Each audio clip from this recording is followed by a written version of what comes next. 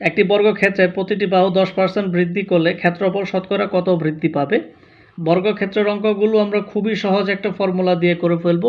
এখানে আমরা যেটা করব, যেহেতু আমার প্রতিটি বাহু 10% বৃদ্ধি করলে বলেছে 110 যত পার্সেন্ট বৃদ্ধি বলবে নিচে হবে আমার 100, এটাকে আমি জাস্ট হোল স্কোয়ার করে দিব।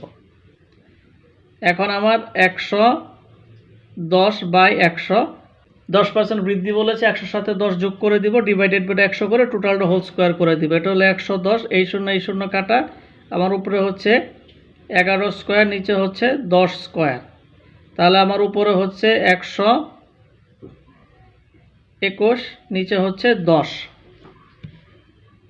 এখন আমি যদি 121 থেকে 100 বিয়োগ করে দিলে 21%, এখানে প্লাসের মান এসেছে, তার মানে ক্ষেত্রফল শতকরা কত বৃদ্ধি পাবে? শতকরা 21% বৃদ্ধি পাবে। এখন যদি হ্রাস দেওয়া হয়, একটি বর্গক্ষেত্রের বাহুর দৈর্ঘ্য 10% হ্রাস করলে ক্ষেত্রফল শতকরা কত হ্রাস পাবে? 100 - 10। জাস্ট এই ব্যাপারটা মনে রাখতে হবে। আমার যখন বৃদ্ধি পেয়েছে তখন আমি যোগ করেছি, এখন আমার 10% হ্রাস পেয়েছে, জাস্ট আমি বিয়োগ করে দেব। সেম 100, এখন আমার 100 থেকে 10 চলে গেলে এটা হচ্ছে 90/100।